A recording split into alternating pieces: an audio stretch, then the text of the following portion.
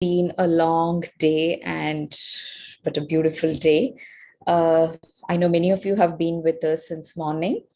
And for those of you who have joined now, I would just like to take a minute or so to explain or just to give an introduction about what this program is about and how it come about it before introducing Chitra. Uh, so the program is brought by ICE Trust, which was started by Mr. Anto Vincent. And now it's being, that legacy is now being carried forward by Arul and Uma. So the trust is all about bringing new creation into the existence. So by new creation is, new way of living, a living which is more conscious, more, from the soul, more heartful and, full of passion, moving towards a world which is probably more, peaceful than anything. I mean, we all know what's been going around. So uh, the ICE Trust has a lot of projects, Youth Above 60. It's also into education and nature. So one of the project is She Evolves. So She Evolves is about the journey of women who are simple yet have a profound, fulfilling life.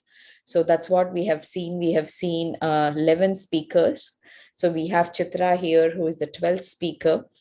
And it's truly my honor to introduce Chitra. We have had an interactive session about 2 weeks back. So the first thing that struck me was, wow, she is a beautiful synergy between the East and the West. Synergy would be the perfect word. So when she started talking, I could not deduct even an accent of being in America. When I asked her, she said she's been there for 25 years. So it was beautiful. To give you an introduction, she's from Pilani, and I think Arul was her senior in college. We've heard a couple of speakers today talk about engineering and how they've dropped it, and no offense, she's one person who said she really likes engineering, because that also brings about one aspect of her that she likes, which is problem solving. And she has beautifully managed being an engineer, being in a corporate career, and also truly embodying her essence of dance. She calls it as her best companion. I don't want to take away any more time. It's already 5 minutes. With that, I hand it over to Chitra. Chitra, the floor is all yours.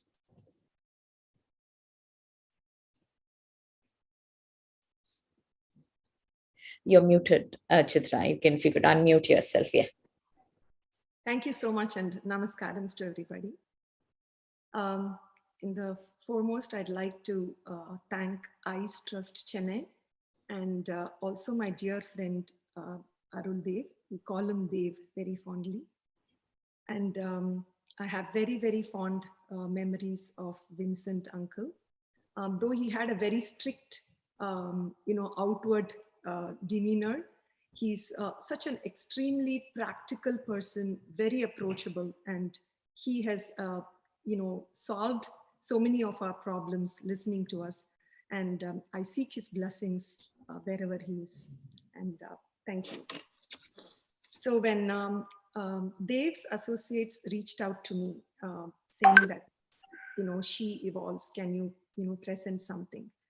The first thing that I told them was, I'm not such a famous person, or I'm not a very, very well-known person for me to share my stories about. Excuse me, Chitra.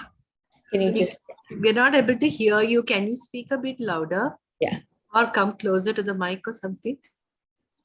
Sorry about the interruption. Yeah. No problem. Can you hear me now? Yeah. Fine. Absolutely fine. Okay. So I don't know if you heard what I said. I just wanted to take blessings from Vincent Uncle, and I wanted to thank Dave and his associates and ICE Trust for giving me this opportunity. Beyond that, I was saying that when Dave's associates reached out to me to give a presentation about my story, I told them that I'm not such a famous artist or a great artist to share my stories.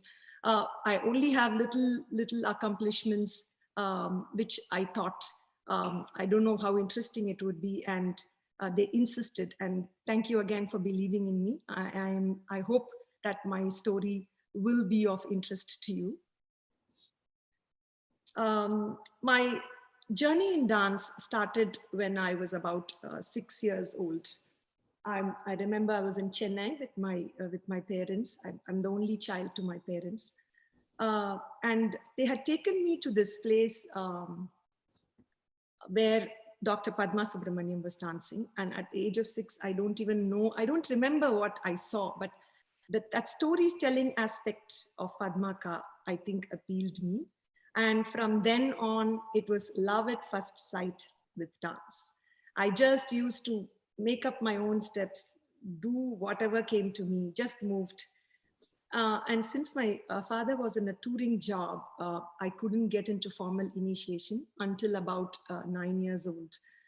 And when my parents were looking out for a guru for me, this is again a story that I shared with Priya, where, you know, I truly believe that anything that happens, any incident that happens in our life, or anybody that we meet in our life happens for a reason.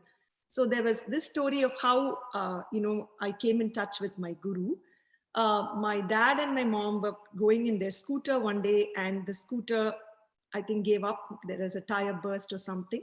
And they were waiting for the mechanic to come. And my mom heard the tatakari sound, tak, tak, tak, tak sound. So immediately she abandoned the scooter scenario and she went searching in that street to find out where this was coming from. And that's how she met my guru, Padma Shri Adiyar K. Lakshmanan. And I got initiated into his tutelage. And those were the days, golden days of my life. It's a beautiful experience.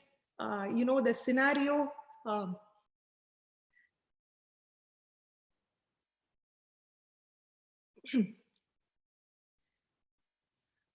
it's a thatched roof. It's a thatched roof. And Sir's teaching to us, it was just such, every minute was golden. It's not like we were learning every minute. In the sense, we were not being taught new things every minute, but watching him choreograph, watching him take a class, watching him interact with our students, each minute was learning for us. And the striking thing about those classes were, it was not about age. It was not about, accomplished dancers. It was not about a beginner. He would start from the first step, which we call the Tattadavu. And he used to progress every day, everything was danced. And if I knew Tattadavu, I would start with Tattadavu.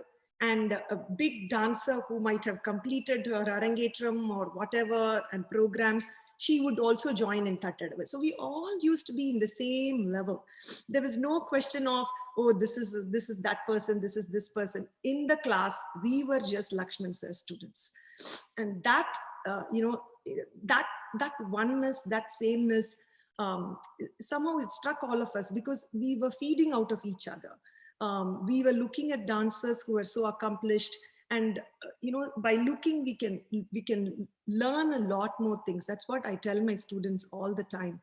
No matter how many things that we get fed from outside, we ourselves looking at something and understanding, oh, this looks nice on her, maybe I should try this on me.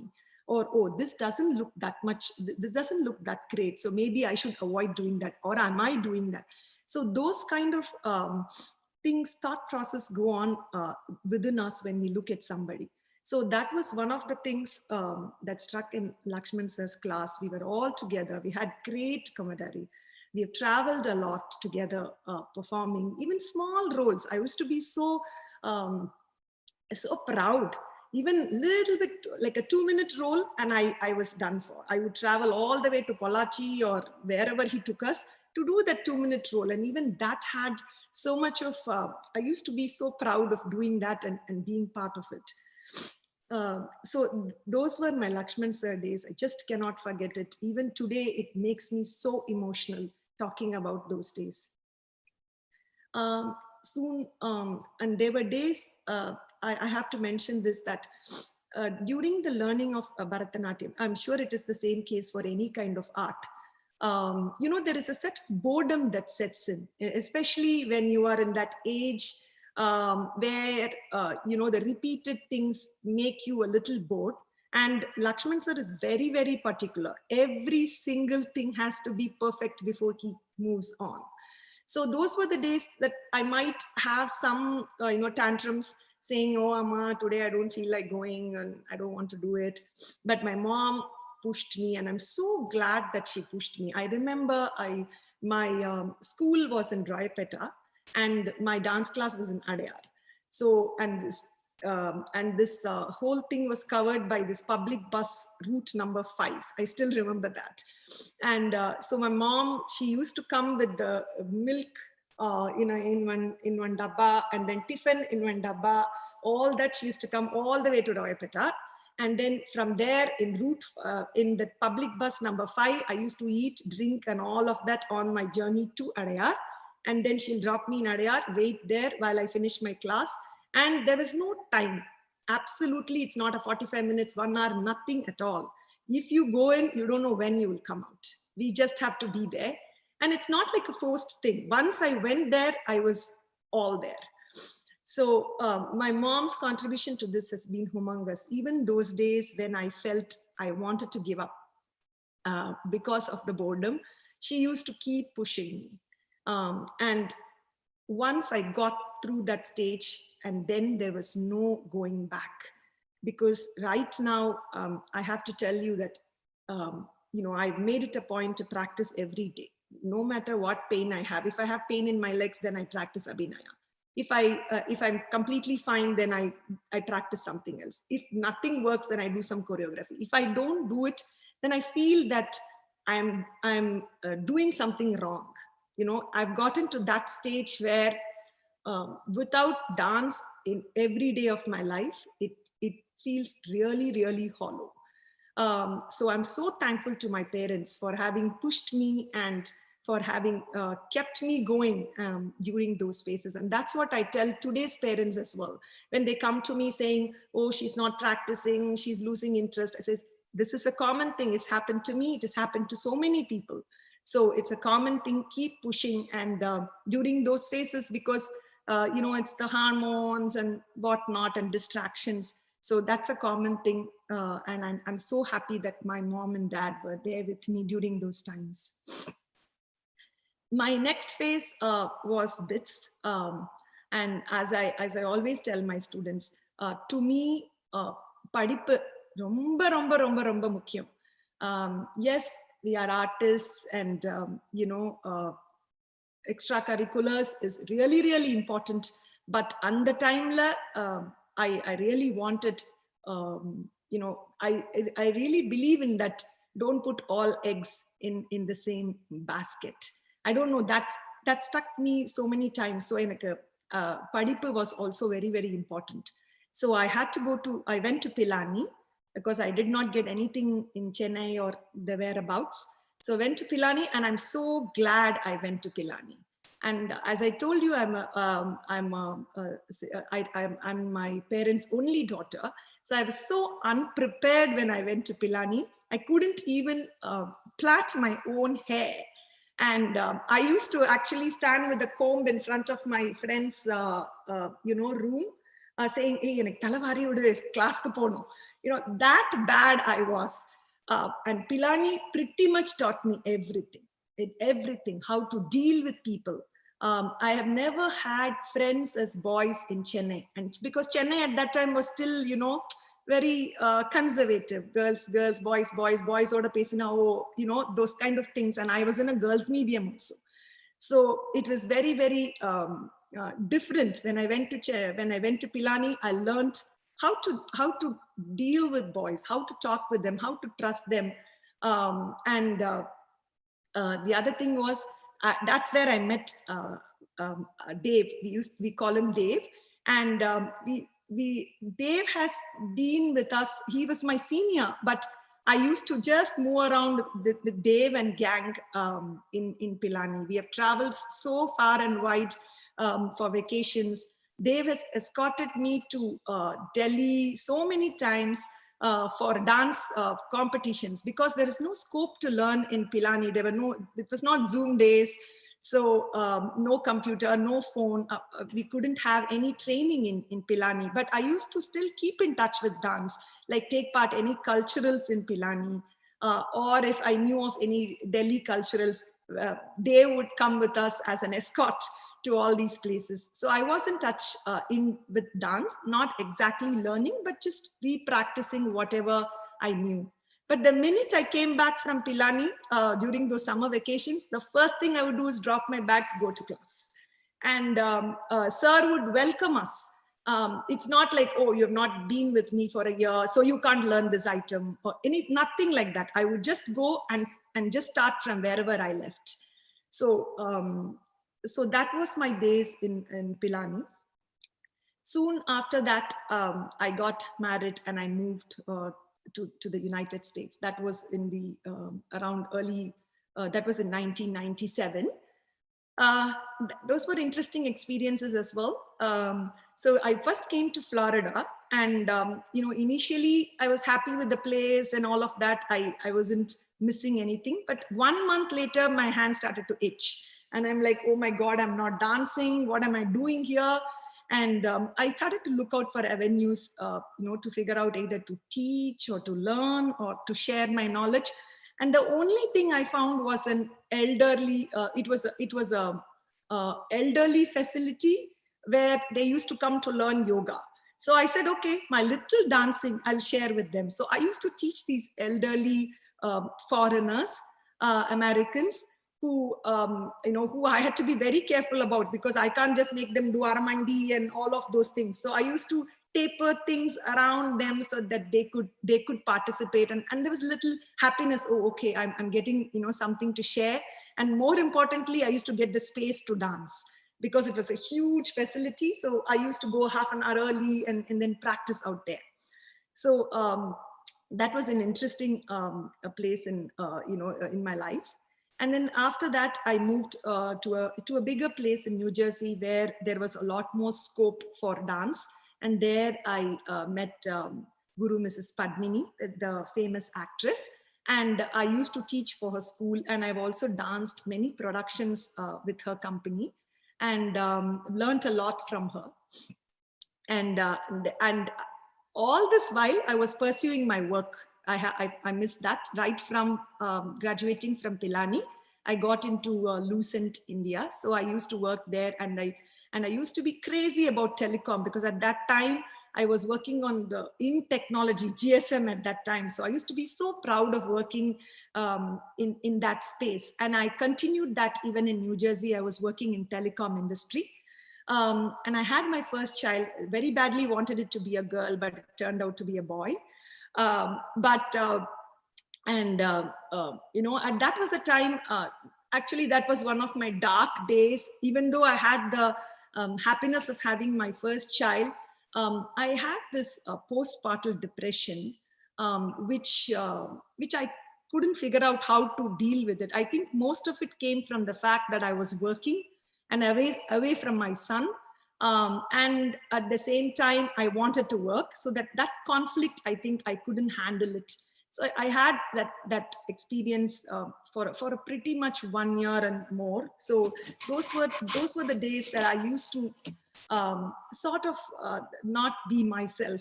But I still can't think why I did not take up dance, because that time I somehow neglected my dancing. I never took it up. I don't know why. I even think back today, why is it that didn't help me then?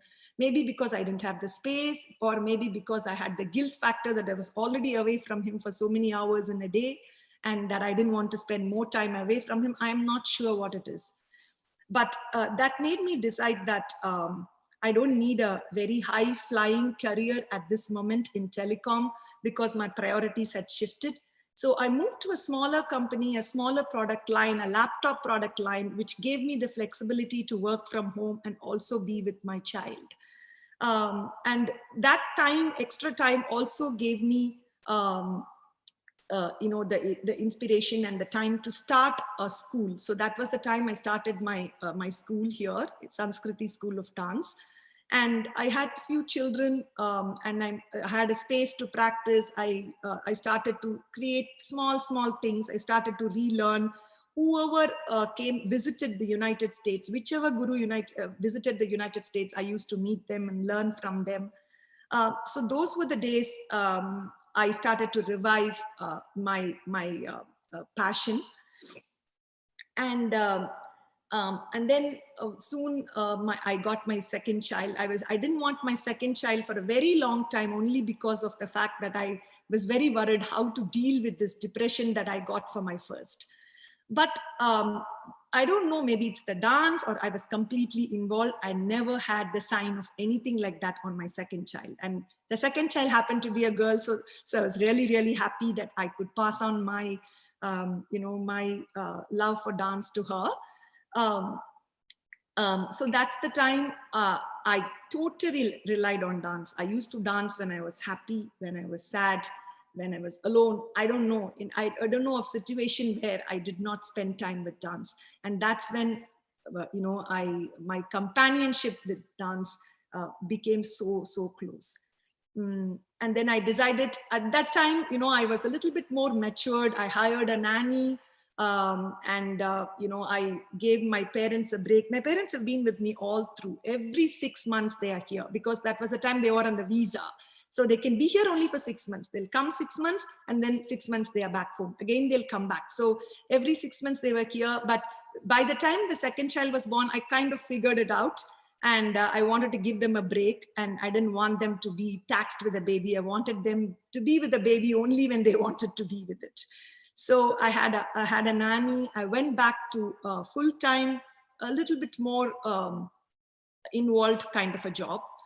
And I'm so thankful I did, because the technology I went in and the company that I went in, very dynamic, extremely taxing. But I'm so glad, because there were so many things that I could, relate between dance and the company, and they fed off each other. For example, in my new workplace, I could visualize everything through dance. Like if there is a problem, if a customer's problem comes in, and it is such a difficult problem, if you look at it, sometimes I wonder, how did I find this? There is no way I could have found this. And I owe that to dance, because in dance, we keep visualizing. When we see a line, we keep visualizing that over and over again. How, okay, Krishna, the tree, the water, this, how would that picture be? So we'll keep going deeper and deeper and deeper into a single line or phrase. So I think that is what helps me at workplace, because very tough problems, which I really take pride. I mean, sometimes I chide myself, okay, what is this? You're being so silly. But I really take pride when I finish debugging something and I get it. I'm absolutely thankful that dance has helped me visualize that. And at the same time, what the tech industry has taught me, and again, I tried my stint with management, and I was really bad at it. I decided, okay, management is not for me. I cannot manage people, and I cannot get work done, and I don't have that kind of a demeanor. So I'm completely bits and bytes. I go lower level, and I only work with that kind of that role suits me, because that's my schedule. I do it when I want to. Suddenly while working, I'll feel, oh, I think I need a break. Let me just quickly dance. So I'll get up and dance. And COVID days has helped me in that, because we all work from home. So it's right next to my dancing floor. So I just, just finished a meeting. Okay, let me finish one. Let me dance something. And then I come back. And sometimes when you're stuck with a problem, right, you're looking at the same thing over and over again, you just cannot get a solution. I tell that to my students also. I've stared at it for like I don't know how long, but I would never get it. But I'll take a break. I'll just take a moment and then dance for Krishna or Shiva, whoever. I come back, there will be a spark. There will be something that tells me, okay, check that part. Maybe that's the problem. And invariably, that would be the truth, that there will be the problem there. So in terms of tech, how tech has helped me in dance is the power of delegation. My boss used to always keep saying, Chitra, you're keeping too much to yourself. Because I don't know, I always, when I take up a tech work, I want to know every aspect of it, right from where it goes in to where it goes out. Yes, it's good to know it, but I really want to do every part of it. I don't know why I used to be obsessed. And my boss always used to say, Chitra, delegate. You will not find time for yourself if you do this. And that lesson has helped me in dance also. Now, I only take up what interests me. And if somebody else is better at something else, like maybe costumes or, makeup or whatever, I delegate. And that is something the tech industry, being in the industry, has taught me, that don't hold on to everything. Just pick what you really are good at and what you want to do, and give the rest to others. So that when we all come together, it's a lot more energetic, right? Instead of pipelining and doing one at a time. So that's how both my fields, interact with each other. And as I told you, so many gurus who have come to the US, and I learned from them, have told me, like, you need to decide. You have to pick one or the other. You cannot keep both. But you cannot keep both to become big in either of them. But I realized that, becoming big, what is becoming big, right? It should be in my eyes that I should be big, not, yeah, it's nice when people say, oh, it's great, it's beautiful, you're famous and all that. But somehow I thought, will that make me happy? I don't know, will that make me happy? But I think my intellectual needs are being satisfied by being an engineer. But that's not to say that it won't happen in dance. But for me, I'm talking about my personal experience. When I solve a bug in the tech industry, I am totally elated. And at the same time, when I come to dance, when I dance and some new thought comes to me, I have the same elation there. Or when I help a child who's not so great at dance, and even a little thing she catches, and I'm like, okay, I got it. I solved this problem for her. So for me, I think that is more happiness than, giving up one of them. I don't think I can give up either. They're so correlated that I don't think I can give up either. And while doing so, I also decided that, these small memories that I had of my guru, of my experience, and how dance has helped me in my life, I wanted to give it to the next generation. Yes, we have classes, and having classes in this country is a little difficult because they don't have the same environment. When they go out, they don't have or a koval chatto or a mani chatto or a made. They don't see any of this, right? All those are so important for us. They are taught something at home, but something else happens outside. So they are already very, very confused from inside. So they don't know what to do, how to handle it. So I just wanted to give them a little taste of how a companion is, in terms of an art, in having art as a companion, how it can help, one person.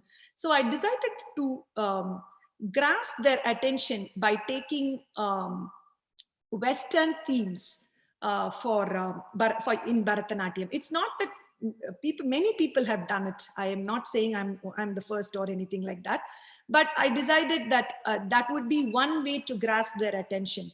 So I did some productions. Main thing, my first production that combined the East and the West was the Western thing was Lion King. So we took the Lion King concept because I found a lot of synergy between Lion King and Indian literature. If you see, it's Mahabharata, right? Two brothers fighting for the kingdom, and so on. So I just felt that could be married really well in Bharatanatyam. So and that actually clicked because the kids who participated in that, the people who came and saw it, They really loved it. We traveled with Lion King all over United States. We went to London. And so that's how my production day started. Every alternate year, I used to do an Indian theme. We have done Ramayanam. We have done several Krishnas. So every alternate year, Indian, and every other year, we used to do a Western theme. Our last production pre-COVID was merging East and West in the form of Pied Piper and Krishna. So we tried to find a synergy between Pied Piper and Krishna, which was also received very well. So my intention for all these things were only to be able to have these children being brought up in a foreign land still have some values of Indian culture. And not only that, somehow I felt that they have everything in abundance in America. They don't see hunger around. They don't see, they don't see people begging for food, people not having, homes. People don't have homes. They don't see that very commonly in America. So I felt that they were taking things for granted also, because to live a life in India, it's a common thing. You see people struggling. You see rickshaw walas. When you're going in a rickshaw, you hear their stories. When you're going in an auto, but those things are missing in this country. So I just felt that the compassion factor, maybe we should be able to, bring them, infuse in them. So we started through our school, we started a program where we used to go to senior centers and just dance for them. They won't understand anything, but I just felt listening to that music, listening to these stories that we present, whether the seniors are understanding or not, I felt these kids who are doing will understand, will have some compassion, how to take care, or how difficult it is to be in an old age, and just a sense of compassion. So so we started that program, and unfortunately because of COVID and especially being senior center, we haven't revived that back. So that's been my little stories. Nothing sensational, but it's just that my purpose, I think, is to bring this art form to my next generation and to have them use this as their companion for life. I have gone through several situations in my life where dance has heard me out. At the end of the practice, whether I go in happy or upset or sad about anything, when I've come out, it's eventually had some positive effect. If either I would not want to think about that problem, or that problem would have a solution, there used to be some solace. So I think that is my goal, to have every child experience this art form in a way that they can carry it forward with them as their companion. I don't know if what I said made sense, but that is my little short story.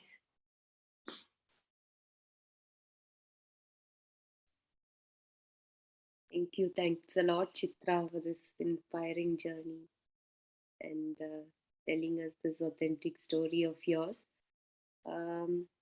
Anybody in the audience, do you have any questions for Chitra? You can unmute yourself, or you can put it in the chat window.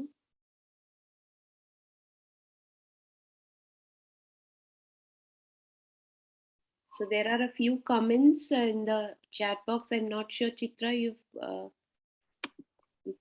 want me to read it out? Yes, I'm able to see it.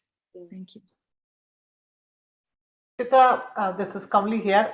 Lovely sharing. Thank you. I quite resonated with what you said in terms of dancing and coming back to work and going back to dance. And there is such a beautiful in and out flow there, and one rubs off on the other.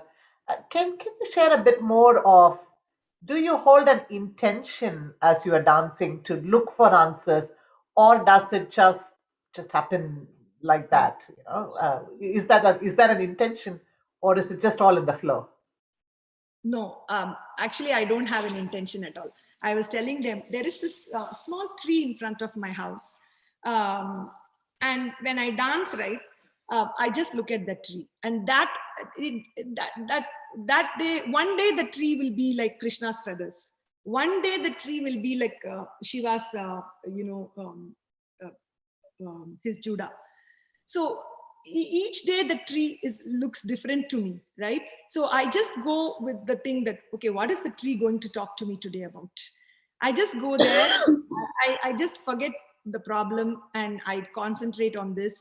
But when I come out, I have a solace. I won't say every single time I'll have a solution to my problem, but at the end of it, I certainly will have something. It's not an intentional, I'm not thinking about it while dancing, for sure.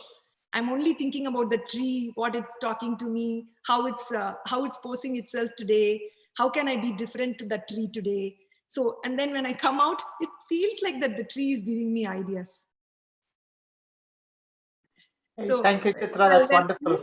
So much so that, sometimes I find myself very foolish, and especially when people may listen to me, like, for example, people who don't consider, who don't think the same way I think, they might think, what's wrong with this girl? She must be out of her mind. But when I moved my house, I was so sad that the tree, I'm leaving the tree behind. I was not worried about the beautiful sunroom we had made and all of that stuff, but I was so worried about leaving the tree. But when luck would have it, I came and I found a spot to dance. There was a tree in front of me. I don't know from where it came. And I asked my husband, was this tree there when I came to look for the house? He was like looking at me like, what are you saying? But I don't know. It seems to me that everything happens for a reason, for sure. And I've started believing that everything happens for a reason. For example, when I had a problem at work, it was a really bad problem. And it was like 8 years of my work was in question. It was an honor question. And I was really, I didn't know how to deal with it. If I was the old Chitra before dance, I don't know, I would have quit maybe. I'm not sure what I would have done. But I don't know, dance kept me alive and it wanted me to face it right there on the face. I didn't shun, I didn't move away from the company. I was right there. And when I finished it, and I'm like, oh, so I'm so glad it happened. If it had not happened, I would not have experienced so many other things that I experienced in these last 3 years. So yes, I don't have any intention when I go dance, but when I come out, eventually it works out. May I, Priya? Yes, ma'am. Go ahead. Yes, ma'am. Chitra, that's fascinating to see the way you have evolved using what you have instead of succumbing to the situations. Admirable way in which you have healed yourself and evolved. Wonderful to see that, because it is actually a question of using both sides of your brain, which is the right and the left. And that is actually, it's very nice to hear how your journey through the whole thing. One question I wondered, and the last thing you said about the tree, what you want in the universe will come to you. That is the power of the intention or the power of the universe. Exactly. You lift that tree, another tree comes to your life. So it is a mind, and that you are utilizing it, and I can see the grace in your face, how it is peaceful in there. How do you transfer this to your students or your teachers? Because you're not teachers, your students or your children, because this is a great quality to make the best. The way you have taken Pied Piper and Krishna, awesome combination. We wish you could show some of it here. Is it possible? Yeah, it's a little difficult because it's a group production, but I'll certainly try and share some pictures to Dave, and they might be able to, share some of the pictures, maybe small snippets of how we did that.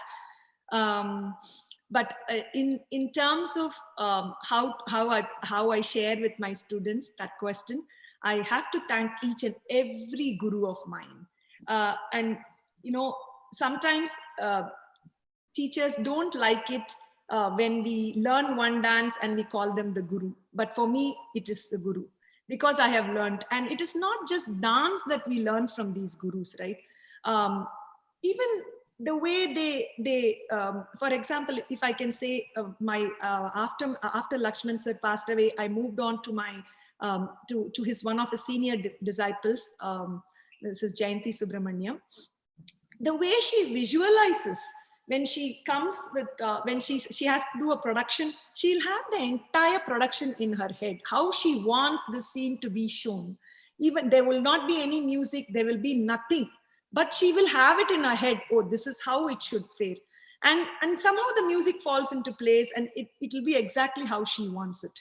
So that from Jayanti Akka, I have imbibed. I cannot do it at that level at all, because for me, music is the one that inspires me. I cannot visualize and then create and then have the music created. So I work differently, but I try to get that visualization concept from Jayanti Akka. And the next person is Mrs.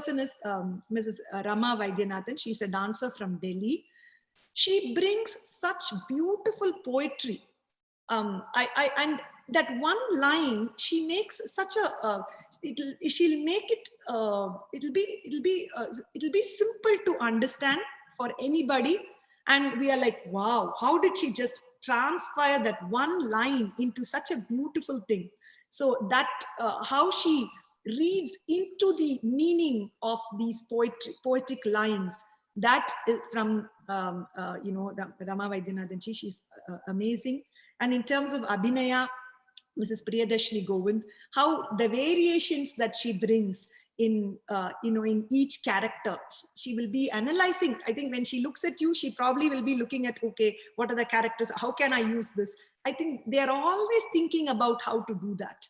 And when you talk about Mrs. Brega Bessel, she is her amazing stories, happy with life. She had a 10-year break in her career. When peak of her career, she married and went to Abu Dhabi, where there was no scope for dance.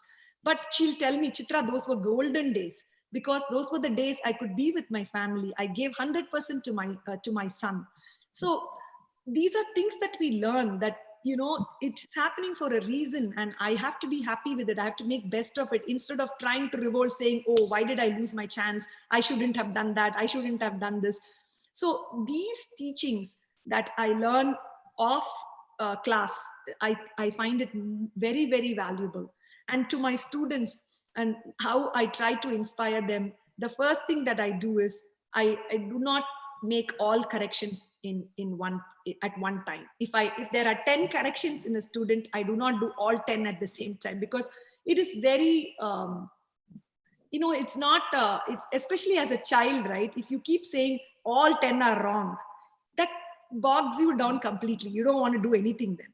So I'll start with number one, the easiest problem that can be solved. And then once that easy problem is solved, then I move to slightly difficult. So I feel that the kids, kids they feel that they are progressing, and at the same time their interest is maintained. And also, having these multiple productions of the themes that they can relate to also helps them stay connected with the art form. And I'm really hope I'm inspiring them. I don't know if if it's helping, but they've been with me for a long time. So I'm thinking that if they were not interested, they probably would have left by now. So I'm thinking I'm doing something right. Wonderful. Thank you for sharing that. Beautiful. And I also have to mention my guru, Shijit Nambiar. He has been so instrumental in his thought process. Like, he brings so much of philosophical content onto a subject. It's just so inspiring to see. And I also have to thank him. He ran an initiative with some, he's my mentor. So with his mentees, he started an initiative saying 45 days of everyday practice. And I'm so glad he did that, because maybe he knew that once we do for 45, then it becomes a lifelong, life change. So from that day onwards, it has become an obsession for me. I have to dance. If it's 11 o'clock in the night and if I haven't danced, I don't care what people say, that it's making sound, this, that. I'll get up, do the dance, and then only go to sleep. So thank you again to all my gurus for having inspired in so many ways, for me to have this art form with me to carry on.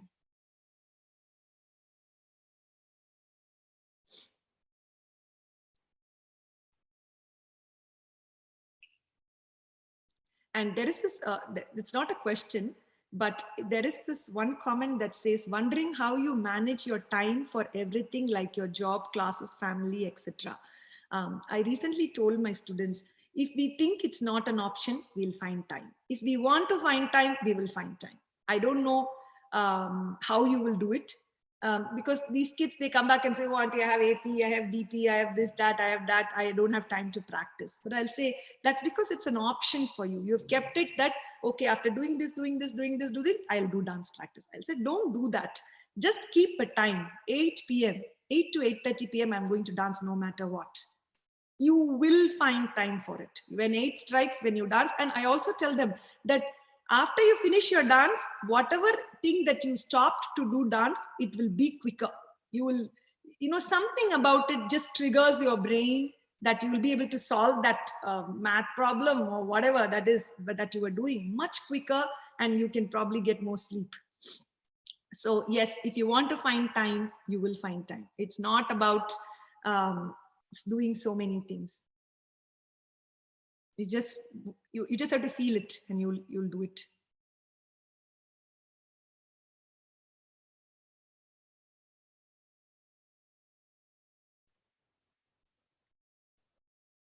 Anybody have any questions?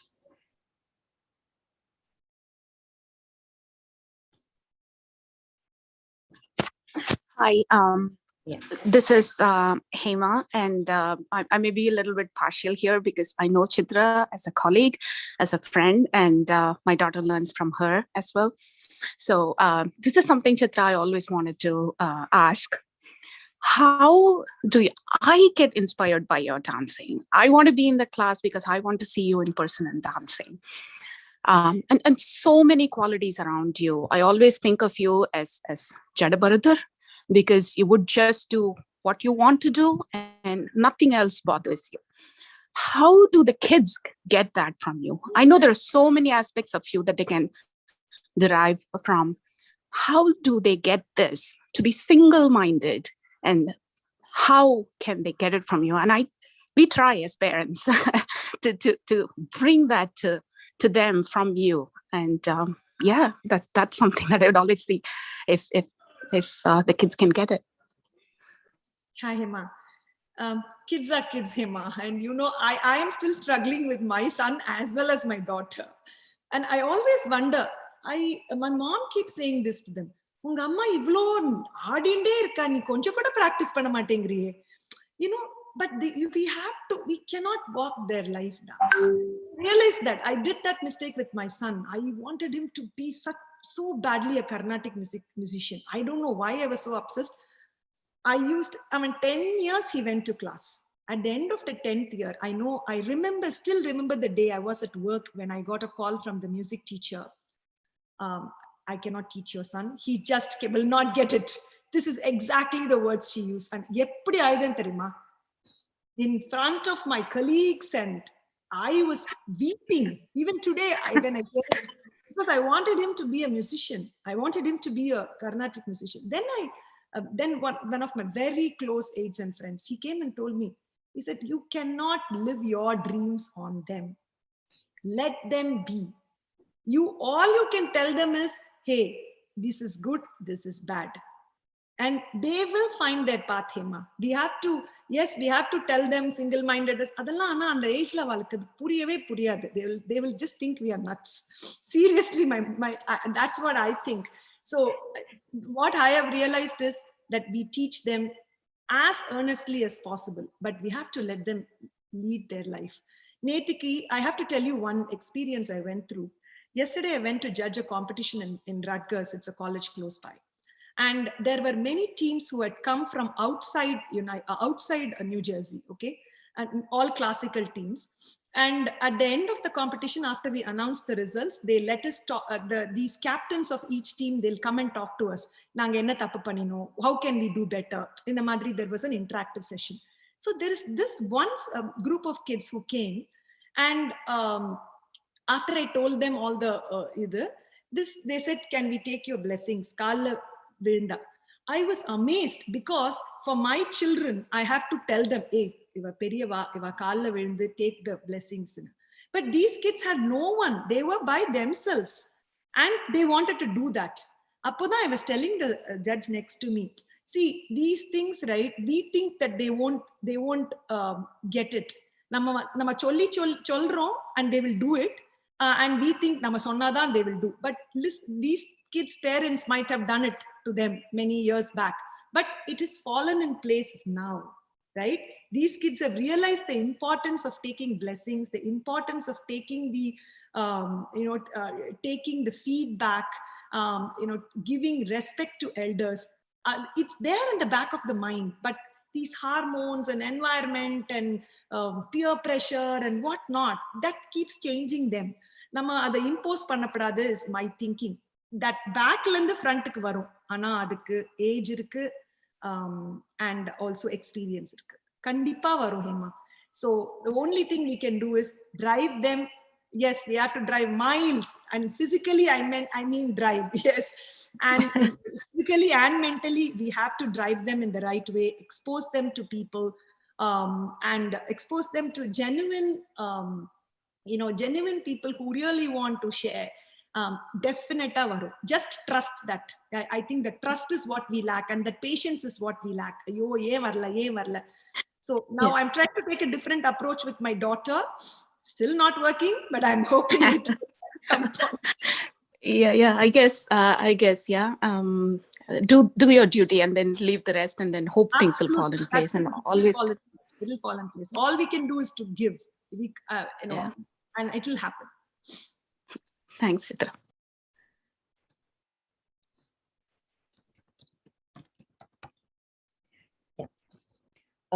We have a request. Uma will be posting the Mentimeter. She's already posted, is it? Okay.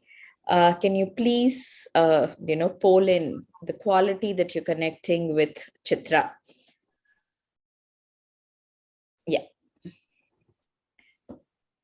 And thank you so much, Chitra. It was just beautiful. So we started with a Carnatic musician and we are, ending with a dancer. So I don't think anything would have been more apt. Thank you so much for sharing what you have shared, and so authentically. And it's been truly an honor. Any one last liner that you would like to end the day with? Just follow your heart, guys. It'll guide you in the right place, the right time. Don't impose anything, and anything that happens to you momentarily might feel, that you're in a bad shape, but it's all for the good. You just have to trust in that Almighty. That Almighty can be of any kind. It can be Krishna, it can be Allah, it can be Jesus, anyone, or it can be just nature. But there is someone above you, and just go with your instincts. It will always lead you to the right place. Thank you. Yeah, thank you so much. We're just going to flow. At 8, we were going to have space of reflection and gratitude. So since we are in 5-minute marker, we will just flow with it. So Uma, would you like to lead?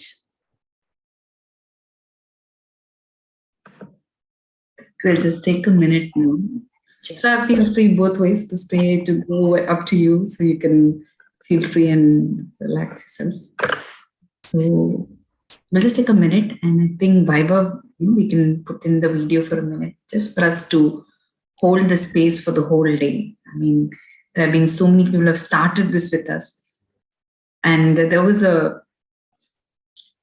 not a joke necessarily, because the word is a very strong word, but don't take me in any wrong way. But when we were all preparing for this, we asked ourselves saying, are we going now, it's going to sound like we're going to start at 8, 9, 10, 11, but, chances are we're just going to be sitting. And, between Priya, Aarti, Vaibhav, I and all, we're all talking. It's going to be like a yagna for us, a yagna of just basking in the space of 12 women. And truly, that's exactly what happened. And so, and what was beautiful is we are seeing so many people from the morning till now staying with us. And so many other messages that are flowing. So there's been a lot of what I would call a collective space of celebrating beautiful qualities that transform lives. Beautiful qualities, I mean, the oneness that at least two of our speakers spoke about. So that I think that's what we collectively held. So what we will do is maybe we'll just play the video once. And as the video plays, we just request all of us to just watch our natural breath and just dip into the space. And then we'll move into holding a few minutes of reflection and gratitude for each of them. And then we'll wind down the event. So that's the plan. This is the time that all of you can open free. It's unstructured in that sense, except that we know who are the 12 people we're talking about. So with that, Vaibhav, one last time, G, the video, and please do watch your natural breath and just sense the space.